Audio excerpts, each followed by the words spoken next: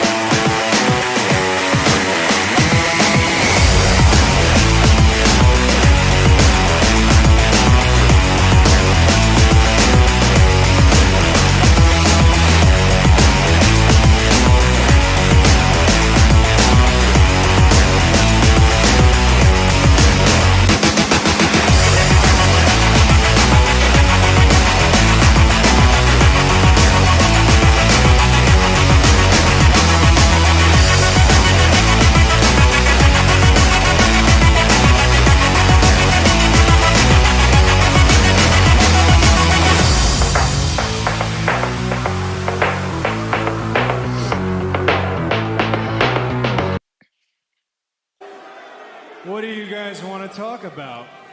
Let me talk to you. Yeah. Throwdown Nation, what is going on? We are live on a Friday evening. It is July 3rd, 2026.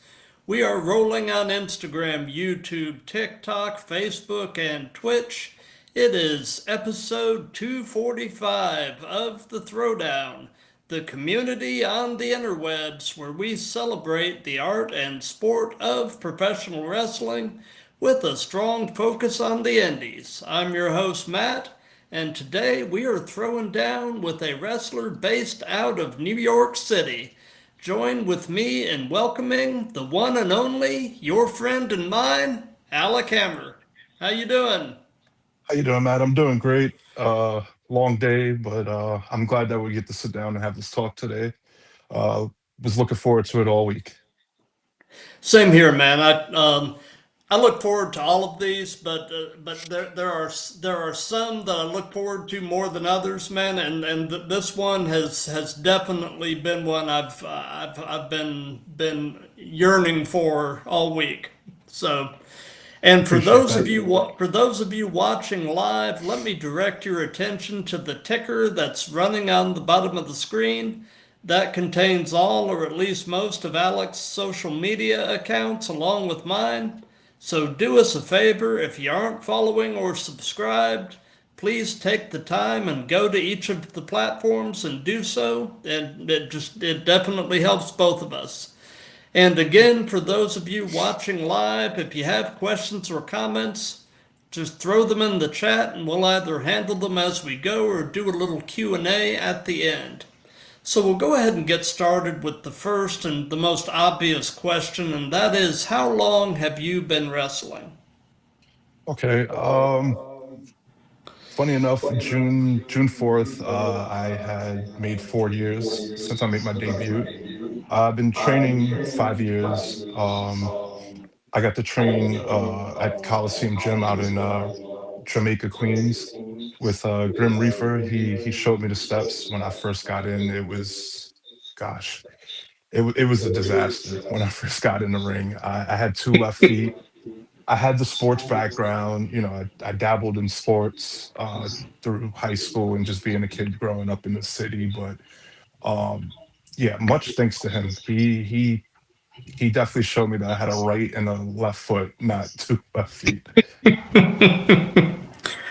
So, I have seen some of Grim Reaper's stuff on some highlight reels on YouTube and everything. That's a crazy dude. he, Oh yeah, he no, is great, he great is guy. he's what was the training experience like with him? It was intense. It was intense. It was everything that I needed, honestly. Like and the one thing that I took away from it was that he understood me better than I understood myself. Like he knew when I was overthinking something. He knew when I gave no thought to one thing, but I gave all the thought to another. And I honestly, God honest, I would not be in the position that I'm in, doing what I love and what I'm very passionate about, if it wasn't for him. I give him Right. all the credit. you know. And I met some great guys coming out that gym, out that class that we were in. Shout out to Adonis Stone. That was one of my biggest supporters. I support him, he supports me, and he was another one that pulled me aside and was like, "Listen, I know when you're thinking, stop thinking. Just Yeah. take everything in." And that was a big help to get me at least to where I am today. Because if not, I don't know where I would be. Absolutely. And having people like that surrounding you at the right moments in life like that is just so valuable. Right. And I mean, and God puts the people around you that you need at really any given time. You may not realize it at the time, but God's got a way of surrounding you with what you need. Oh So. yeah, 100%. So, in the early stages of your wrestling training, what would you say was the most challenging aspect of professional wrestling for you to kind of wrap your mind and body around? Um, I say taking the bumps was like the easiest thing, because you learn after the first bump you take, you're like, this is either for me or it's not. Yeah. Once you hit that mat, it's pretty much you either run or you stay, and I chose to stay.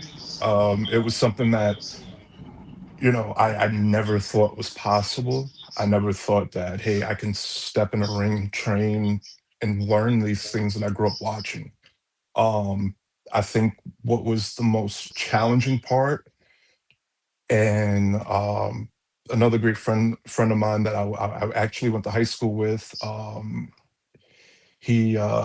my boy Sean, he pulled me aside one day and met up with me and sat down with me and goes, "Hey, you're training.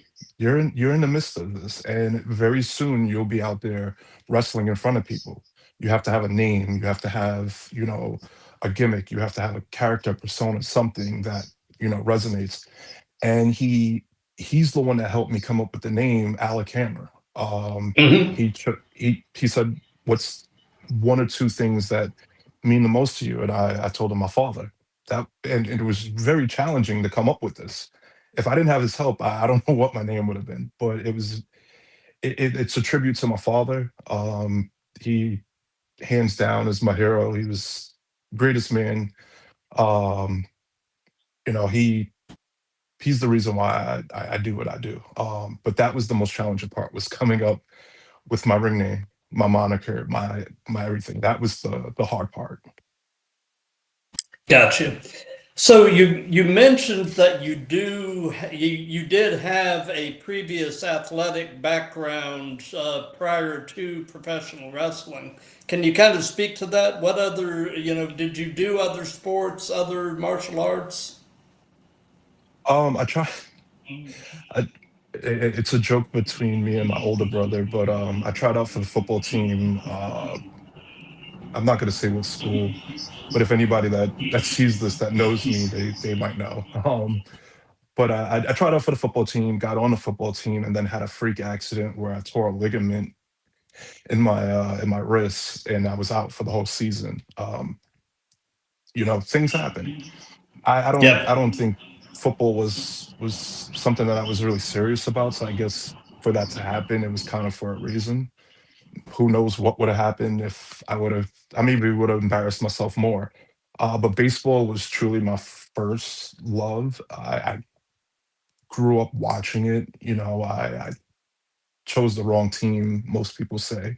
Living in New York, I'm a Mets fan, so um, yeah, I chose the lovable losers, and I wanted to go out there and do that. So by the time I got into high school, I didn't play anything like little league, but I played, you know, Saturday, Sunday in the school in my schoolyard.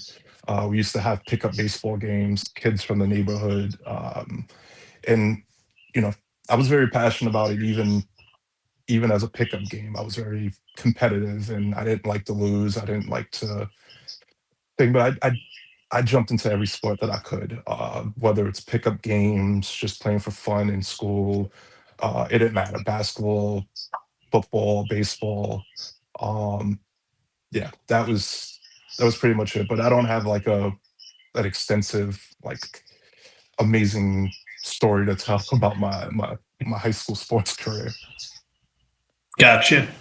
So, you know, I'm presuming that you've been at least a fan of professional wrestling the majority of your life. Is that pretty accurate? Oh yeah, yeah, 100%. So, what would you say is your earliest wrestling related memory? Um, I might have it juggled, but I will say I'm trying to remember which Survivor Series it was, but it was around that time, 99, 2000. Earliest memories was when Stone Cold got ran over.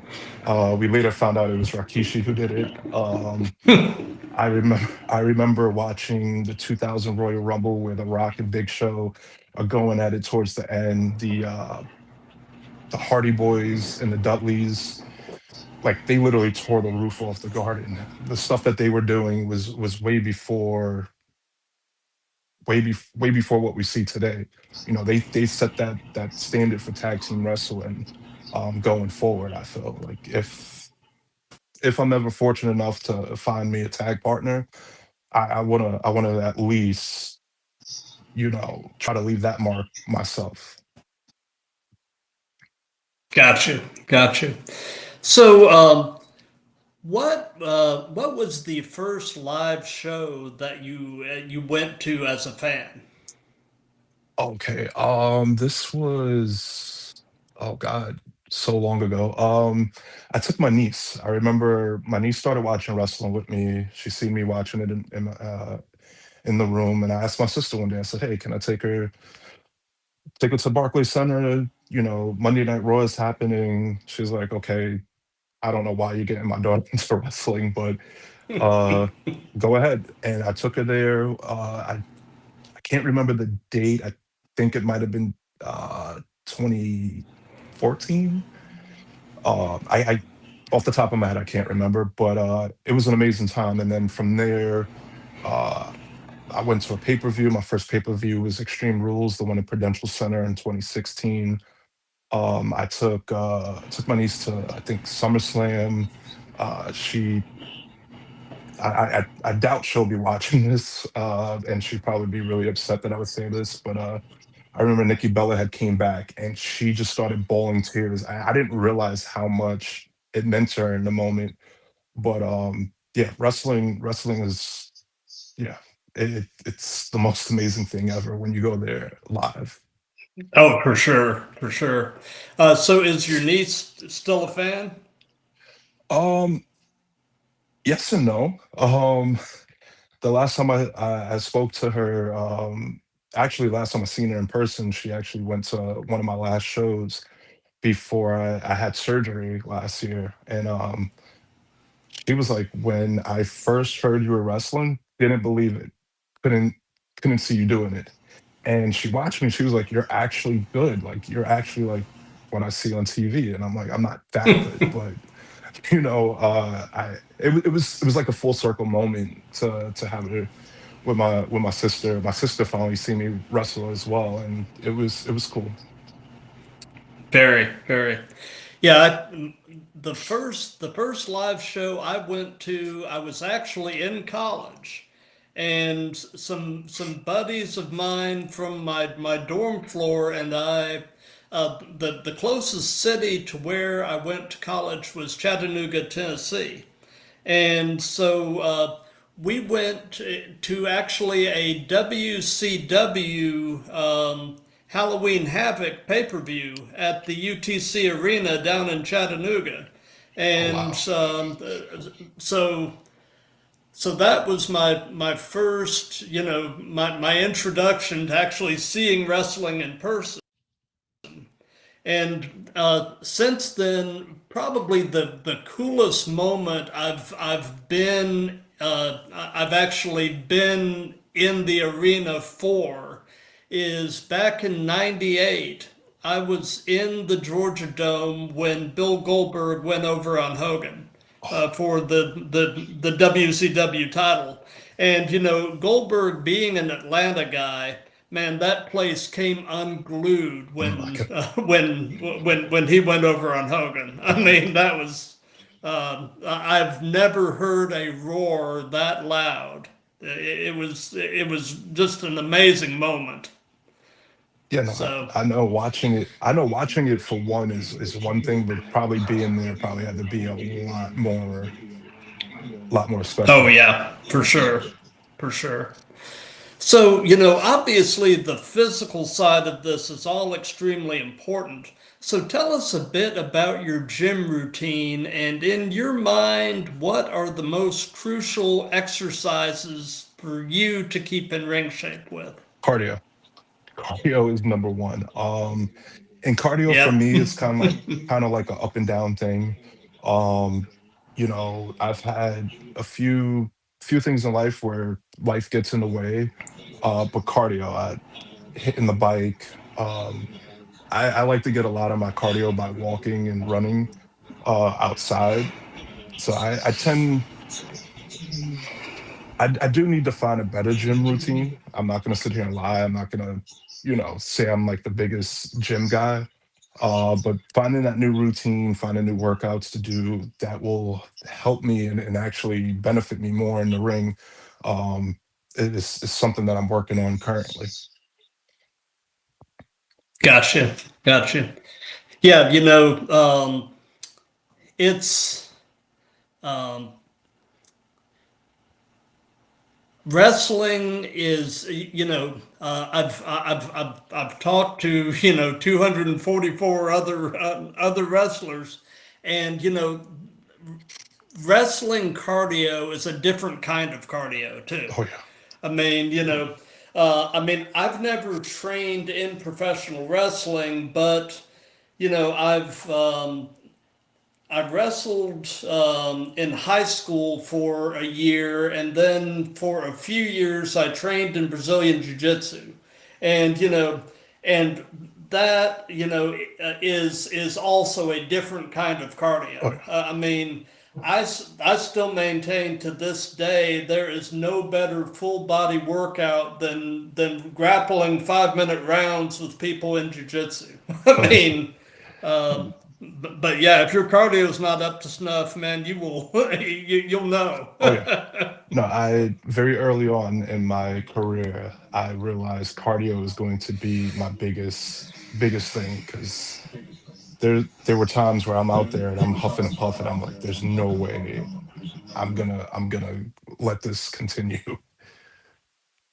Yeah. Yep. So away from wrestling, what are some of your other hobbies and interests? What do you like to do with whatever spare time you might have? Spare time, 100% spending time with my daughter. Uh, that's number one. If I have time, I try to make time for family. You know, I I really spend a lot of time watching film. Um, Hmm. there's different things that I'm into. NASCAR. I like to watch NASCAR on the weekends. Um, I'm not really an artsy guy, but I do tend to go to like museums and I look at exhibits. Or I spend a lot of time just sitting by the water, whether it's by the river, a bay, lake, whatever it is.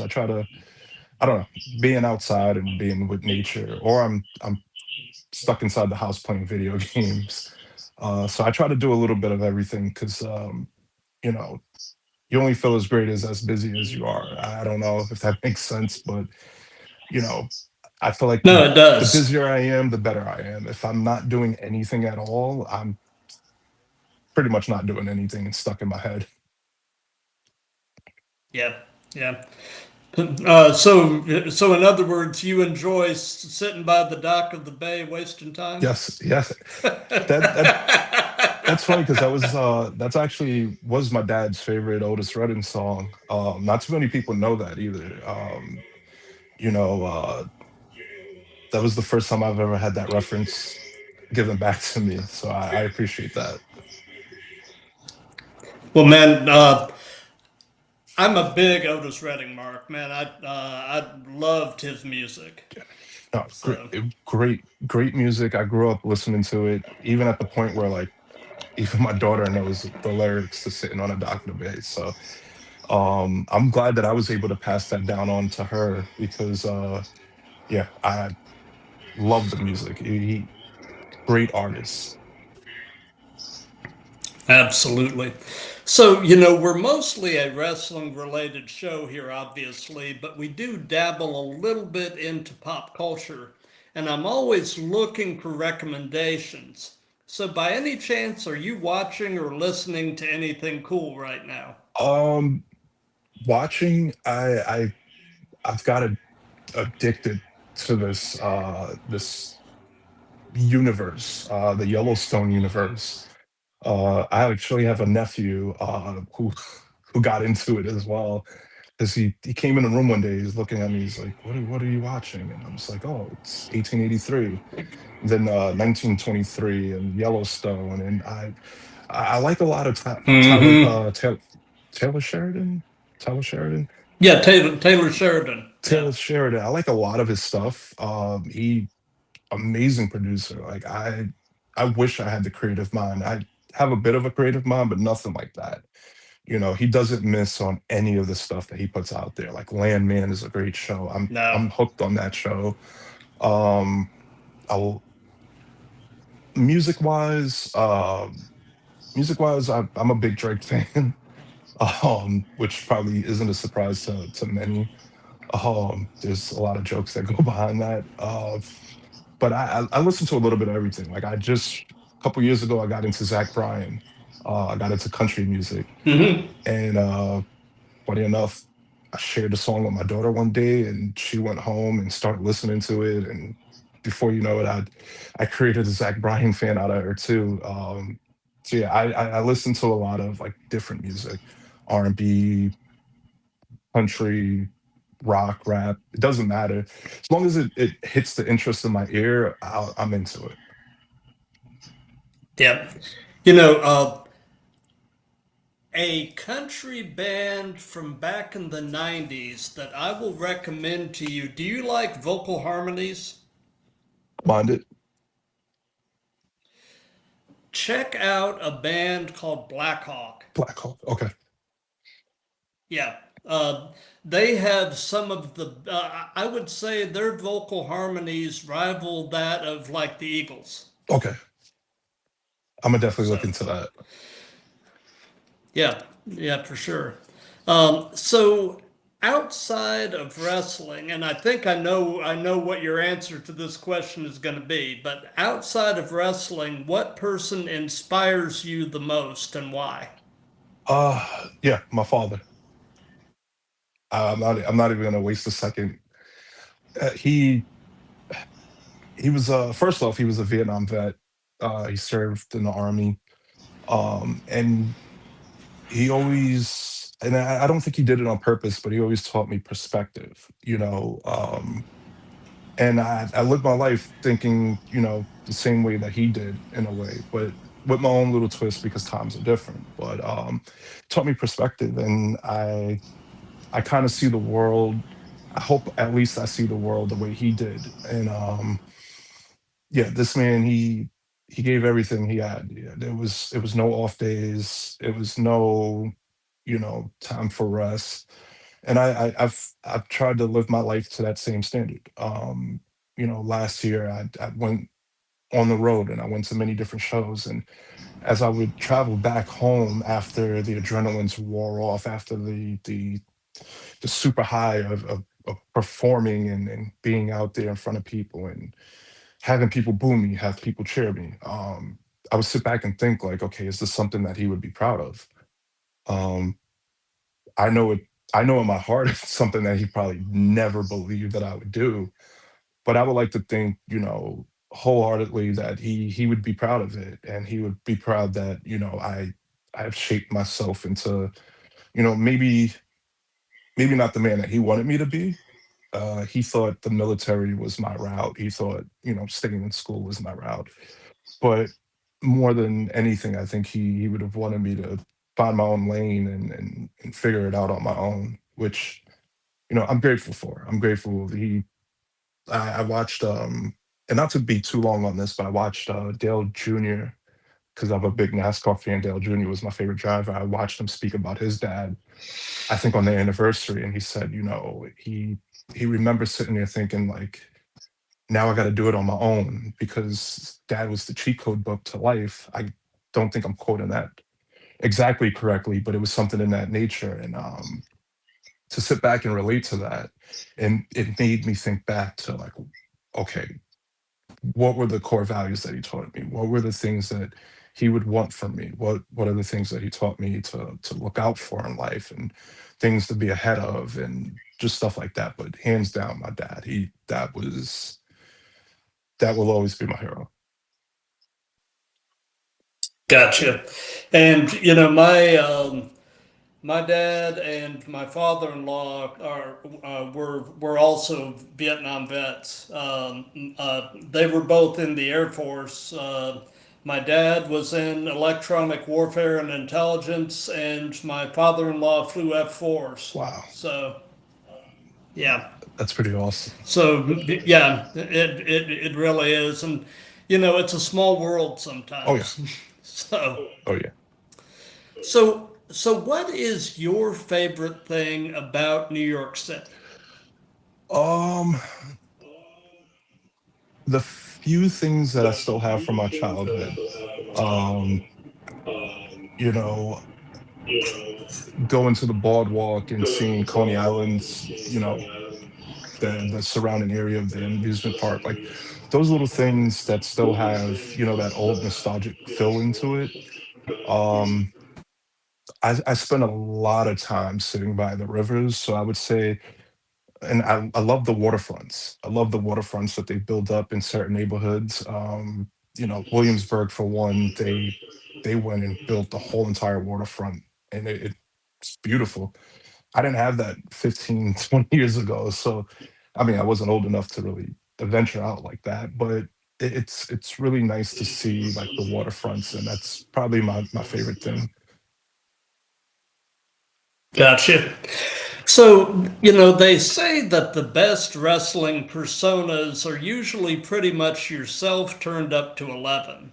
So, kind of tell us about in ring Aleck Hammer and kind of compare and contrast him with everyday you.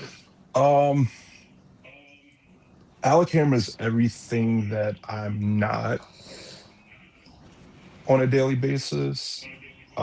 Myself when I'm Andrew, I'm calm, I'm humble, I'm respectful, I'm thoughtful, I'm peaceful. But then when I get in the ring, or not even before I get in the ring, when I'm in that locker room and we're getting dressed and I got the pants on, I got the tights on, I got my boots on, I got my elbow pads, You got sneakers. I'm ready for war. you got to flip the Yeah, switch. I'm You got to I'm flip I'm the ready for switch. war. And it's funny too, because like a lot of people see that switch in me and they're like, okay, like, and it happens to everybody, like everybody does it. But for me, I go from talkative and laughing and having fun and joking around with the guys to like I really lock in because I just want to go out there and cause havoc. I wanna unleash chaos. I wanna let this rage out. And it doesn't always resonate with the guy I'm in the ring with because sometimes they're looking at me like, okay, like is this guy really gonna like snap me in half? 'Cause I got into this new thing where like I slap myself in the head, and it's gotten over. I didn't think it was something that would, but I did it maybe two, three, 4 shows ago, and it started working. And it got over. People were like, "Oh, he's crazy, he's psychotic." And I had a promo last year where I kind of did the Fight Club thing. Tyler Durden talking to Tyler Durden, but Tyler Durden doesn't know it the whole time Yeah. that he's talking to himself. And I'll never forget. And shout out to Lee Jackson for this, but and it was actually kind of hard because I didn't think he was gonna do it or like go along with it. But I did the whole talking to myself thing, and my nephew was recording, and he plays along really well too because he's like, "Who's we? What are you talking about? Like, who? I don't see anybody." And Lee Jackson goes, "Go back to talking to your voices." And I swear I had to like stop myself from breaking character because I almost busted out laughing when he said it because he helped me get that over. Um, Yeah. and it's no secret what I'm doing. I'm just adding my own twist to it, and I do have some nice things that are coming into fruition. I don't want to speak too much on it, but Right. where I'm taking it to the next level and where it's going to go, I think it's going to get a great appreciation from everybody that sees it. They'll see the full picture of it now, and they'll see that it's okay. He's not fully going into the whole Fight Club thing. It's just levels to the story. I believe in long term storytelling. I don't like short term, Hmm. and I don't like one off things. Like this is something that has been going on from the very beginning of my career, and I'm going to put it in a place where it just doesn't stop. It'll just keep going on and on and on. Uh, if I'm fortunate enough to do this for like another 15, 20 years, I want it to be something that lasts that long. Right, right. And I am completely with you on the value of long-term storytelling, and I love Easter eggs, little hints that are, scattered along there, and you kind of look back and you're like, oh, yeah, man, I love stuff like that. And the whole Fight Club concept, I had thought that was where they were going with the Randy Orton thing when he was on the phone. I thought it was going to end up that he was literally talking to the voices, But then they had to bring the whole Pat Pat McAfee McAfee. thing in there, and that whole thing went off the rails. But Yeah, I was looking forward to seeing that. It would have been interesting to see someone else or even the voices. yeah, Um, and I remember again Lee Jackson saying, "Oh, go talk to the voices," and I'm like, "The voices? What voices?" And I just think to myself, like, okay, with the Fight Club thing, I don't want to do too much into that, but I'm going to add my own twist to it. yeah, yeah. One more little nugget about all of that, and then we can move on. But you know, I was thinking it was either going to be the voices or somebody else that I think would have been awesome to be on the other end of that phone, Killer Cross. That's Uh, that that but would have been a good yeah, one. yeah, That would have that uh, would have been a very good swerve too. Like that would have yeah, been like, okay, we didn't see that coming because everybody said Ted DiBiase Jr. and I'm just like, nobody reads the yeah. news, nobody looks at what's going on in the world. Yeah, yeah. I think Killer Cross would have been a good, because he was doing the same sort of thing with Sami Zayn before he left. You know, Right. so bring him back and have him be the voice in Randy Orton's ear. So Yeah. They anyway, didn't think that one through. but no, they didn't. They didn't. So tell us about your very first match. What was it like? How did it go? What were your thoughts? Okay, so a little backstory here. I started training full time with Reef. I think it was around January, February. I had started in November of what was that? 2021.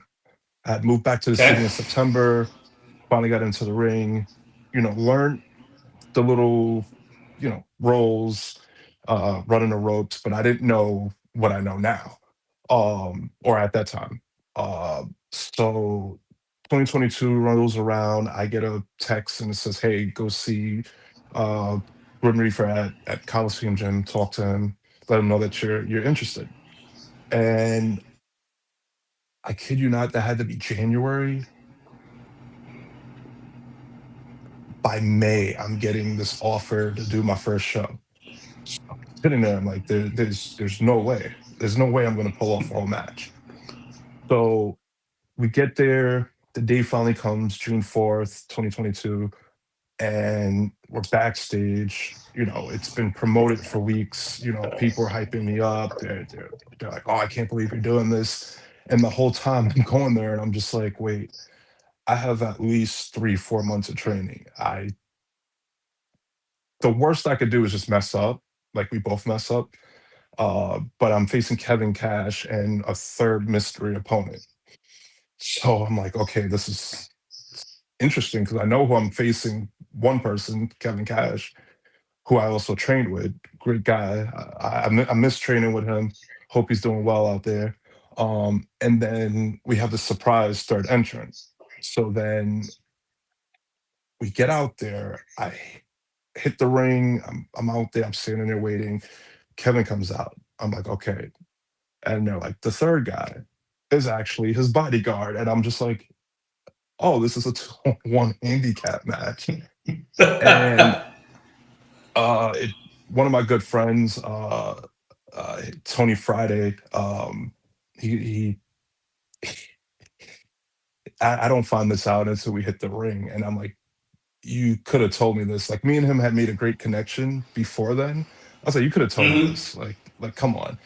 I was like, you left me out there to really like who is the third person. He turns out to be the third person, but I ended up winning. It was a very special moment because you know June 4th has some significance in my life. It it it, it was really big because the very next day I had my daughter's what, fourth birthday party.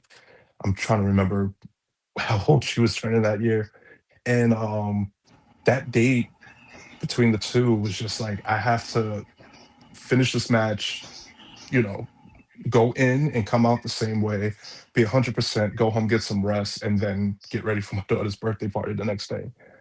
And I just remember thinking to myself, like, I gotta get through this, and I gotta like minimize as many mistakes that I know I'm gonna make and not beat myself up about it. But if I look at it now, it's just like, okay, if I would have took more time doing this, or maybe if I would have took a couple extra days working out in the gym and like running the ropes and getting my feet underneath me, I'd have did 10 times better. But it was an amazing moment. I'll never forget it.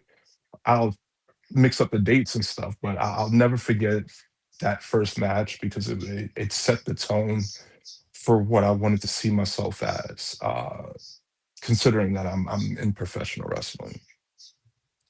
Gotcha. Well, we've heard about the first one. Now, if you can narrow it down, tell us about your favorite match that you've been a part of. Okay. Actually, it happened last year with GWA, the Greatest Wrestling Alliance. Um, it was a six-man scramble match. That match, is very, very sacred amongst us who have trained with Reef. We know what it's all about. We know the meaning of it, and we know what we have to go out there and do. And I kid you not, it was just one moment after another, and that really set off, where I'm going now with my career. That match probably is one of my best matches.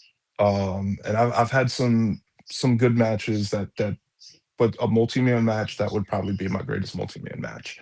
Because that set the tone for what I ended up doing later on. I think it was August of last year when I faced Oni King and John the Animal for the UUF Heavyweight Championship. I lost, but it taught me how to work with multiple people at the same time.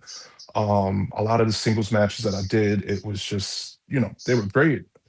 I'm not going to say any of my matches were terrible because they weren't. They probably weren't the best, but um, I think anytime I could get into a scramble match, I think I'm at home. I think, it probably won't live up to the GWA match because I felt like, you know, I never jumped over the top rope.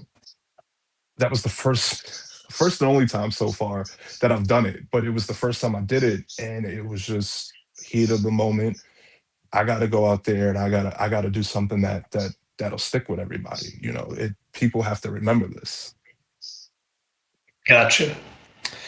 So you've been doing this long enough that I'm sure you've developed at least a few of these, but what would you say is your biggest wrestling related pet peeve? Um, I mean this with the utmost respect, and I, I I don't like when other performers go out there and they know what the deal is. They know what to do, but it turns into a joke. And it happens often. I'm not saying it happens everywhere, but it happens enough to where it's like, look, me, I'm a very respectful guy. I'm not going to say Mhm. anything that would make you look bad or make somebody think twice about, okay, wait, so it's things like that. I do want to throw another one in there, and this one is a very, very, and I don't know if I should be saying it, but personal hygiene. That's a pet peeve of mine. We we have to do better. Um, because sometimes I'm like, wait, are we? Yeah, I'm not going to say too much, but that is personal hygiene is definitely. I wanna just keep it there, but that's another big one for me. Oh yeah. Well, I mentioned that I used to train in Brazilian Jiu-Jitsu, and there was always this one guy at the dojo that wouldn't wash his gi. And man, It's just like, what are you doing? It's like yeah, that's not fair to me. It's not fair to anybody no, that has to go in the ring after us. And it's just like, come on. yep, yep. So, do you have an all-time favorite match as a fan? Is there a match or matches that are just near and dear to your heart that you kind of find yourself circling back to from time to time? Um, there's I can't say there's just one. There's many. Um, Right. I can narrow it down to a few, maybe a couple. Yeah. One is that TLC match, that first TLC match. I kid you not, Mm-hmm. growing up, you know, not being the oldest, but being the older brother in the house to my younger siblings, um, wrestling was something that we had to recreate. Like we just Oh we yeah. had to do it. It was just in our nature. And I kid you not, me and my brothers, and even my little sister, it's very unfortunate for her. She was our ref. She was our ref. And sometimes I'd be so in the heat of the moment. She never lets this moment go. She actually told my daughter about this, where one time, I forgot what belt, because we had every belt in the house, but I forgot what belt it was. Me and my brother, I'm pinning him. She goes one, two, and then looks at me and goes, "What's after two again?" And I pick her up and I just like choke slammed her, and she would not let it go even to this day. I'm 10 years So, older than her. so, She will not let it go. she took a ref bump. Yeah, she took the ref bump. She took like a champ too. Um, Yeah. of course I didn't like just slam her, but like at the same No. time, for her at that young age, she was probably like, wait, why is my brother doing this? Why do like I'm supposed to be the ref? But getting back to the matches, I would say that TLC match, because me and my brothers, we recreated it so many times. Austin and The Rock, WrestleMania, doesn't matter which one, they were all great. Um, it's just so many matches that like I could think of, but anything related to Austin, I think, because Austin, as a kid, you grow up and you're like, oh, this guy, like he beats up his boss. Everybody Yeah. wants to beat up their Yeah, exactly. boss, Who and he who gets to doesn't do want it. to beat their boss up? And I remember, and not to get off topic, but I remember there was a time where Austin couldn't put his hands on anyone unless he was provoked. Believe it or not, I went to school and I had a problem with somebody, and I told him, I can't hit you unless you provoke me. And he's like, what are you talking about? I was like, hit me, just hit me. So anything with Austin, I would say is my go-tos, my go-to for favorite matches, and Undertaker. Oh yeah, yeah. So piggybacking onto that question, do you have an all-time favorite promo as a fan? Um, yes, and Okay. it goes hand in hand on why I became a wrestler. Bray Wyatt, when he was leaving NXT, he cuts that amazing promo that I literally got goosebumps right now just thinking about it. At that time, I wasn't really watching wrestling again. My father, on June 30th, actually made 16 years since he passed away. So after he passed away, 2010, 2011, yeah, 2011, 2012, I didn't watch wrestling. And this one time that I decided to turn on the TV and turn on wrestling, there's NXT, and this guy Bray Wyatt is standing in the ring. The late great Bray Wyatt standing in the ring, Yep. and he cuts that promo where he's like, "There's different type of men in this world," and it didn't resonate with me then. But when I look back at it, I said, "Whoa, I was that guy that tried and failed. I was that guy that was sitting on a couch, and now I'm that guy that's doing it." If I'm not changing the landscape of the business, I'm changing the landscape of my life at least. And I hope that at some point I could put a mark on the business if I'm fortunate enough to get to that point. But if not, at least I know that I took a wrestling promo, which most people would think, oh, it's wrestling. Like it shouldn't evoke that much emotion out of you. But at the same time, like if you listen to his words and how he cuts the promo, it makes you feel something. And those are the Yep. things that stuck with me. You go into Austin's 316 promo, you know, that evokes emotion out of you. You know, what's another good one? Eddie Guerrero when Yeah. he's about to go up Dude, against Brock I'm an Lesnar. addict. Yeah. Yeah, I'm an addict. And when I watch it now, I get those goose, and I got the goosebumps again, where Yeah. I feel that, because when I'm in the ring, you know, I'm addicted to that rush like he was, and I get it now. So when I watch those promos and I go back to it and I experience it for myself, and I'm like, I get it. I get why I felt this emotion back then, but now I get even more. Yeah. You know, Bray Wyatt, man, the loss of Bray, I mean, probably the best creative mind uh, in this generation. Oh, yeah, Uh, hands.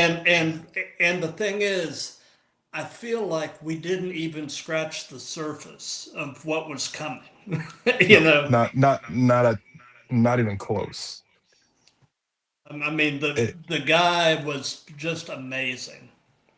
yeah, So no, and I remember when the Wyatt Six, when they made their debut, I was watching that, and I was like, "There's no way, shape, or form that this isn't something that was inspired by him. Like, this is something that he yeah, came up with, and they brought it to yeah. life." Um, And yeah, then after the debut, they proceeded to drop the ball. I yeah. mean, Uh, Yeah, yeah, and it's unfortunate. It's unfortunate it when, is.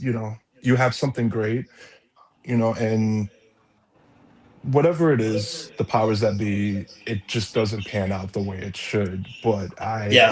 I I had a great appreciation for Bray because Oh if yeah. if I could be honest, he brought that love back. He brought that love back to something that I grew up watching. Like if it wasn't for that promo, I don't think I'd be sitting here today talking to you. Gotcha. So, in this question, literally the answer could almost change moment to moment, hour to hour, day to day. But at this very moment, in your opinion, who are the best male and best female wrestlers in the world? Who's the best man and who's the best woman?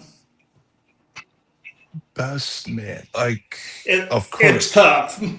yeah, of yeah, current or right, just all right time at yeah. right now. At this moment, yeah, current. Who's the Um, best man and who's the best woman? It's tough. and I'm gonna say this because I'm biased, and it's very close to like, uh, um, dang, it's so tough though. It's Yeah, so it's tough. not easy. I gotta say right now, as far as like presence and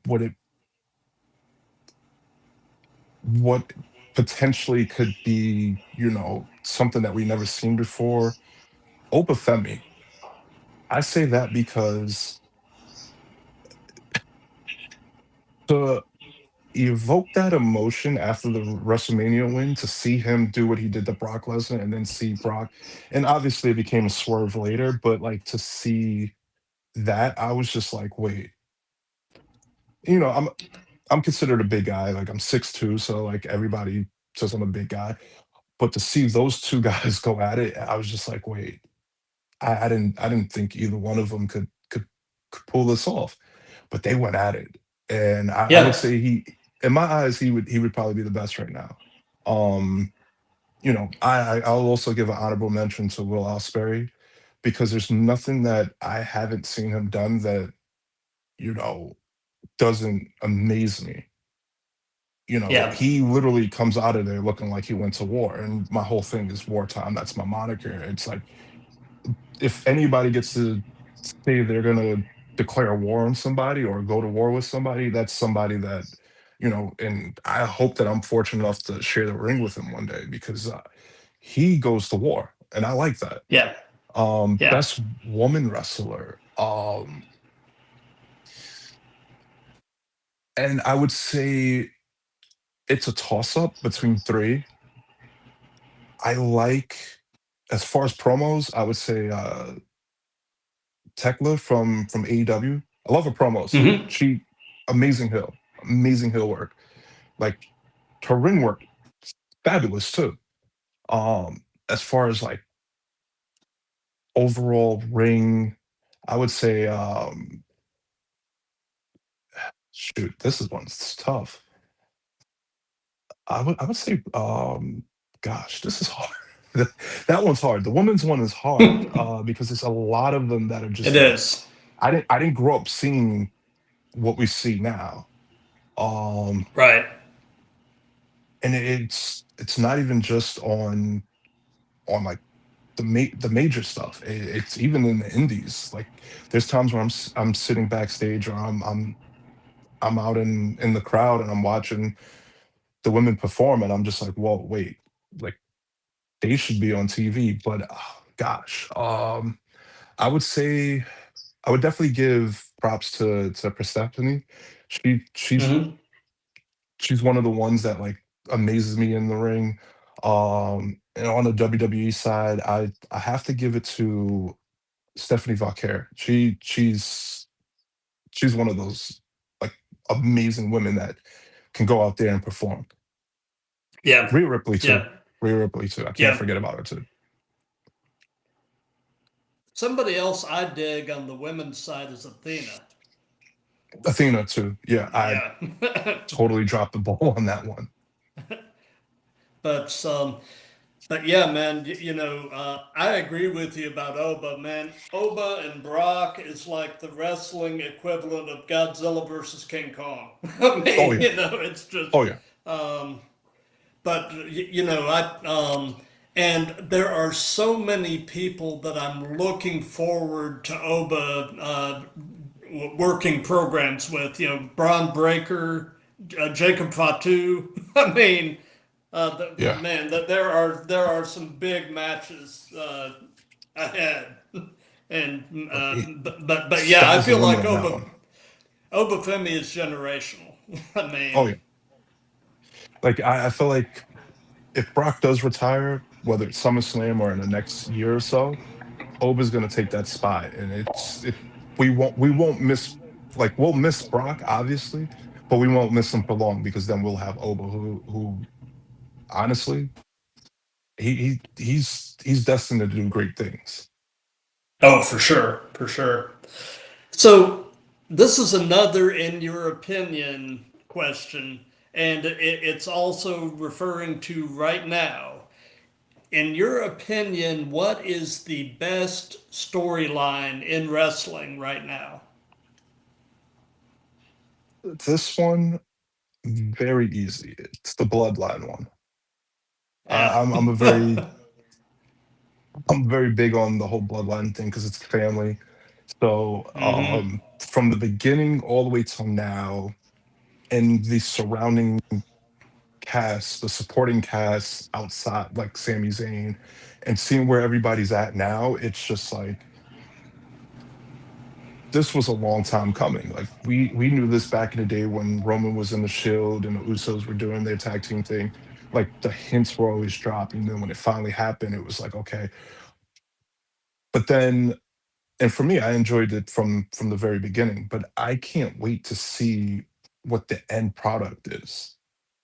And this is Yeah. something that we can't rush either. We can't rush to get to that end. And I honestly, I hope that it never ends. I hope it continues. If it I don't if it could see go any into the next reason why. generation, Yeah, exactly. I mean, yeah, because they were Roman and Jacob were even talking. Roman was saying, in 20 years, my kids are going to be wrestling with your kids. yeah, So yeah, 100%. Like I hope it's something that never ends. Like we see storylines obviously end at a certain point. Like dude, I never thought that I would get to see in a storyline. I'd ever get to see Triple H and Sting at WrestleMania, and we get to see the NWO versus DX. Like I never thought we'd see that. right. And even though it was that very long, hiatus of both sides, to finally get to see that, it Yeah. was like okay. But I'm glad to see that like the storyline could just keep evolving no matter what. Oh yeah. And the rumor is we're about to see the debut of Zilla Fatu. And I'm looking forward to that. yeah, I am too. I am too. I'm going to be interested to see how he gets integrated into the whole thing. So, No, it's very interesting. Like it's something that like we know it was going to happen, but I'm glad it was never rushed. right, right. I'm glad it was never rushed. Like I'm glad that they've taken their time with that process. Agreed. So, and this can be present day or past. Who would be a dream opponent? Who would Aleck Hammer love to have the opportunity to share a ring with? Um. It can be more than one person. You don't have to narrow Okay. it down completely. Okay. Because I, Yeah. I I had a few, but dang, I didn't get to see too much of him growing up. Because I was really young and I don't have any memories. But Owen Hart would have been one person that I would have liked to share the ring with. Jeff Hardy, um, shoot, even Brock. And some people might say I'm crazy for that, but I'm I'd be up for it. Um, Stone Cold would have been nice. Um, there's just so many people, Like I grew up watching so many, like the late great Sabu would have been a great Yep. great match, especially under like an extreme type of thing. I got a nice little scar from actually tomorrow I'll make I think like 3 years since it happened. I had a match and it was a no ring death match. I hit the fence, sliced my head open, uh, and I'll never forget blood in my eyes. I ran away for a second to get the blood out my eyes, came back out, and the roar of the crowd that was there. I kid you not, might have sounded like 1,000 people, but it was only like 60 people out there. But there's so many people that I would have loved to like share the ring with, or even share the ring with today. Like, if dang, I can't even begin to like scratch the surface on the names. Like Will Ospreay is one guy that I want to wrestle. Jay White, Oba. I want to go up Yeah. against Oba. That's one thing about me. I'm not going to back down from a match. You put me in the ring with somebody, I'm ready to go. So it's Yeah. the list is endless, and I could go on for days about it. Yeah, yeah. Well, you know, I'm obviously not a wrestler, but somebody that I think would just be fun to work with would be Kyle O'Reilly. Yeah, I that mean, would be a you good know, one. because I mean, he the reason I bring him up is he's a jiu-jitsu guy, you know. So I mean, I would actually love to have the opportunity to roll with Kyle O'Reilly. Just you know, I'd be prepared to tap my ass off. But I mean, you know, but But it would be fun. but yeah, oh for sure, for sure.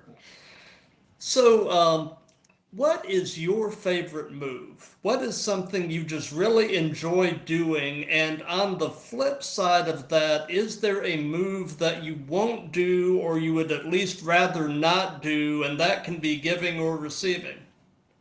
Um, the move that I like to do the most, um, the choke slam.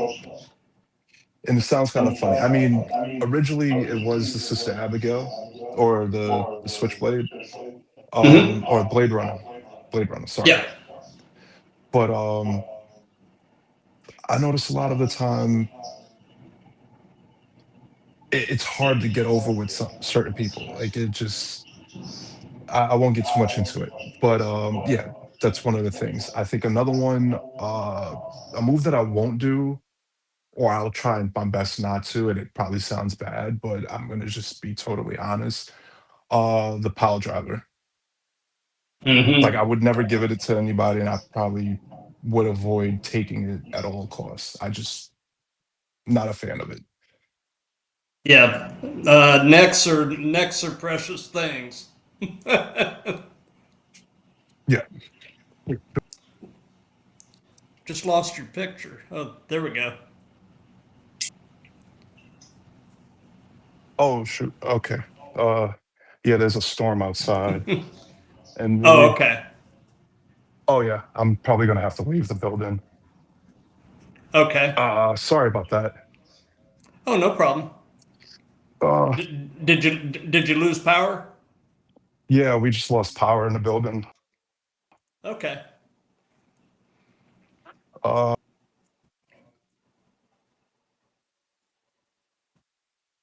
You there?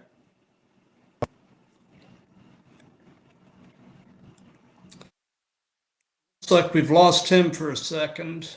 Hopefully he'll be back. He'll be back pretty quick. sorry about that. You there? Yeah. Hello? Okay. You hearing me? Yeah.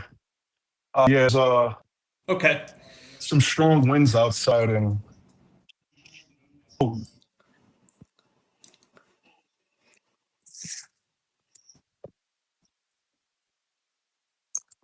Well, you know, I'm not seeing you, but we can continue with you know, with the questions.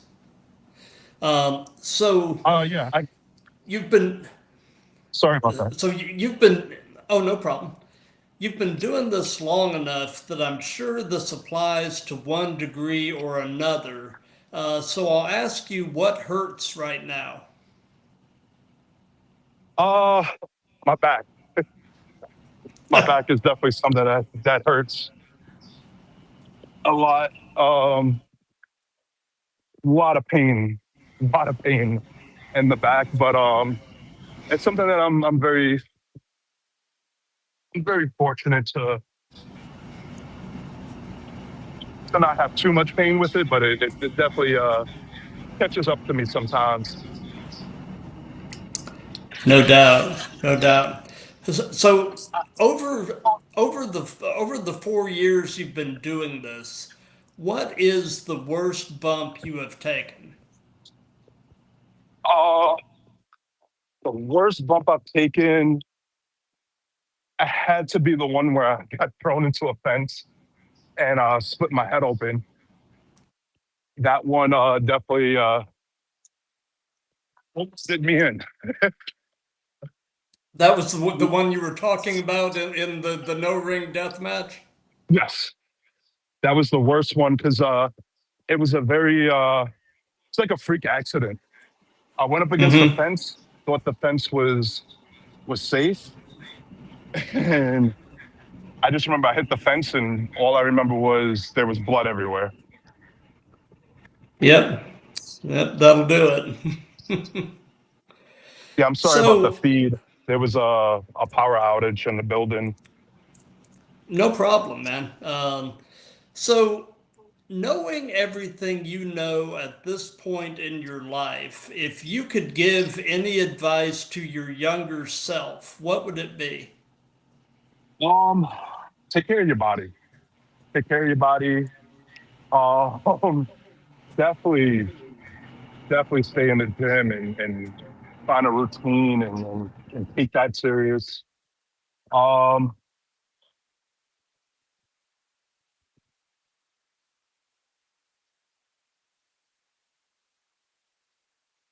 You there?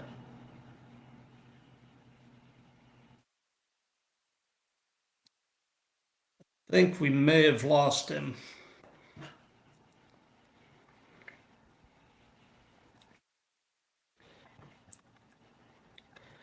So while we're waiting for him to potentially try to reconnect, um, I'll okay. go at you there? Are you there? Yeah, yeah, I'm Oh, back. okay.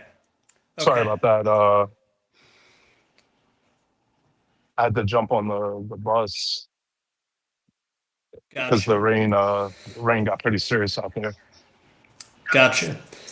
So, so do you have any pre-show traditions? Any things that you try to do consistently before you walk through the curtain? Um, I'd say a prayer. I say a prayer, a quick prayer. You know, I'll probably sit down.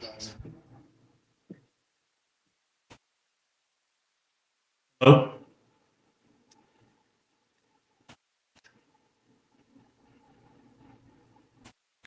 hello. I believe we have lost him. So, well, before we wrap all of this up, I'm going to give you guys just a quick taste for what's coming. Um, this coming Monday, July 8th, 7 p.m. Eastern Time, we've got episode 246, and our guest is a Northern California based wrestler by the name of D Rogue. And then next Tuesday, the 7th of July at 7 p.m. Eastern, we've got episode 247, and our guest is a California based father and son tag team, 209 Swole. Definitely looking forward to having those two guys on. They seem like a lot of fun, and can't wait to hear the stories. So, like I said, I'm sorry we lost Aleck, but man, it was a great conversation. So definitely thank you for your time, Aleck.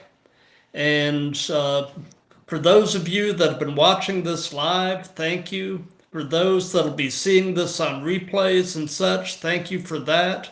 If you like what we've got going here, definitely do the old like, comment, share, and subscribe. And until Monday, July 6th at 7 p.m. Eastern with D Rogue, be good to each other, love each other, and let's keep throwing down.